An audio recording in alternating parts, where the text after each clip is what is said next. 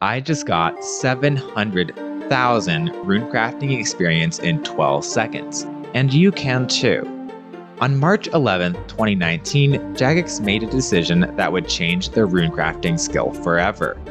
Bounty Hunter was one of the most popular minigames in RuneScape at the time, but only with bots. Botting accounts boosted the reward system off each other to harvest Bounty Hunter drops.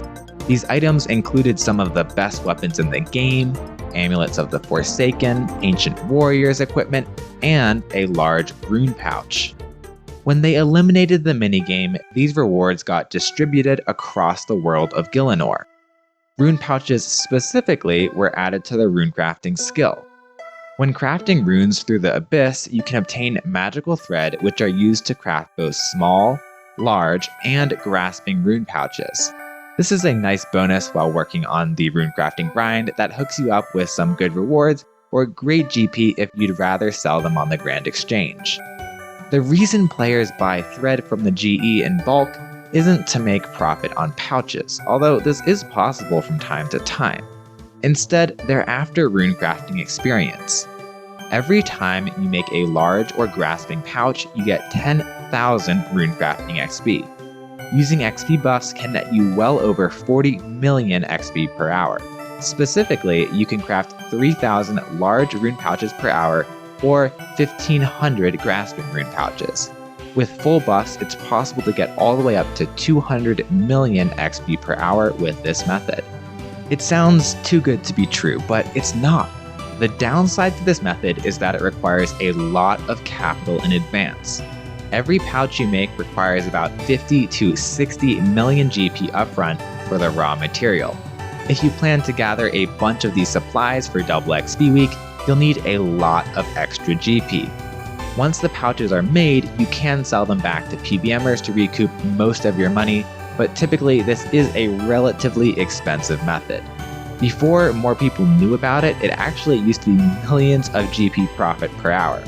It still is possible to make a profit from time to time, but that requires slow buying and selling the items required and carefully watching the market. What I suggest doing is making a large rune pouch from magical thread and then upgrading it to a grasping rune pouch. This way, you get both XP drops without needing to worry about buying and selling intermediate steps. The only catch is if you want to profit. Often one of the two types of pouches will be a profit while the other is a loss. It takes 100 magical thread to make a large rune pouch and then another 15 magical thread to make a grasping rune pouch. The grasping rune pouch also requires 2,000 Croesus flakes and a large rune pouch. Also, keep in mind you can make twice the amount of large rune pouches per hour compared to grasping. At current GE prices, that means you're looking at a loss of about 5 million GP per pouch set, but I was able to buy the supplies for much less, actually almost breaking even to make the pouch. That's because I'm subscribed to QPRS, so I'm always first to hear about good methods. Each set of 2 pouches gives a total of 20,000 base XP, which you can get a lot higher using experience buffs. Here's a quick overview of some generic buffs that you can apply that will get that experience rate much higher. If you use Cinder Cores and bonus XP on double XP week with the pouches, you can easily hit over 65k XP per pouch, even over 70k if you use every buff possible. I would put a more realistic target of about 40k per pouch for most players. That means for each pouch set you buy, you're looking at 80k runecrafting XP. Even at a loss of 5 million GP per pouch set, that's only 60 GP per XP, which is absurdly cheap for the XP rates you'll get. If you're a high-level player with cash, this is the runecrafting method to do. Anything else is wasting your time or money.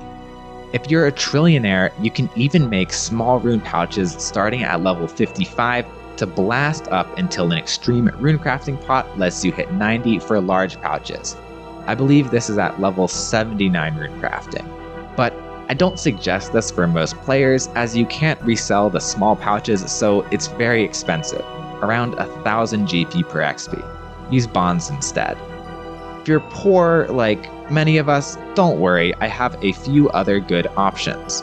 My personal favorite is to passively get runecrafting levels through Treasure Hunter and dailies, but it's actually a really good skill to train if you don't mind putting in some effort.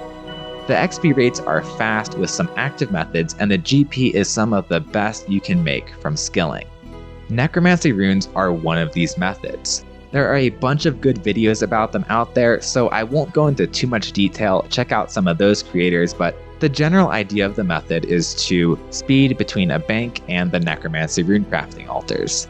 According to my friend Chivalric, it gives 400k XP per hour and 40 million GP per hour. However, there are some better XP methods. There's a not often discussed item called Unstable Essence, which can be purchased from the Runespan reward shop using Runespan points. Typically, obtaining these points is incredibly slow, but you can buy unstable air runes from the traveling merchant and cash them in for 5,000 points each. This is typically a very slow method requiring 12 merchant purchases for an hour of unstable essence runecrafting. However, there was a bug during the 2024 Easter event that allowed players to obtain massive amounts of gummy surprise eggs, an Easter reward that has a 5% chance of giving an unstable air rune. A number of players abused this bug heavily. I was privately informed by one of the abusers that they were not banned for this abuse. For those lucky individuals, they can fully take advantage of this method, but for most players, I don't advise it. Instead, go for Steam ranks for achievements. The new best altar to use unstable essence on is the Miasma Necromancy Runecrafting altar. Each essence is worth 20 XP each, giving a base rate of 1.2 million runecrafting XP per hour. The essence also works with urns, which is a huge boost. Another fun method is using the Wicked Hood to cheese the Abyss buff for fast runecrafting XP. If you have an excess of Wicked Hood charges, this can be a great method to make bank and get great XP. I would possibly save the tokens for the 110 Runecraft update coming out tomorrow, as they may have even more use then. For this method, all you do is enter the Abyss and craft some blood runes normally, and then, for the next minute, use your Wicked Hood to travel back and forth between a bank and the Astral Altar with unlimited direct teleports. This will get you huge XP and rune drops. Once the minute's up, go through the Abyss again and use your hood to teleport back and forth for the next minute. It's a very click-intensive method, but a great way to use extra tokens. The downside is that it only works with altars you can't enter, so the Astral Altar. But that also means the method works with the new Necromancy altars. If you don't have Wicked Hood charges, you can use the Necromancy altars instead and get up to 3 trips per minute of Abyss buffs if you're fast with it. That pushes XP rates over 600k per hour with Necromancy runecrafting. A final super sneaky method is something I call fletch-crafting. If you've done the Runespan before, you know that yellow wizards spawn from time to time that you can give runes for experience. One option is to bring something like proteans or fletching supplies into the Runespan and train those skills while waiting for a yellow wizard. When he appears, tally over and grab your XP, then go back to skilling. I'll be honest, I don't really recommend this method for anyone, but it is an option.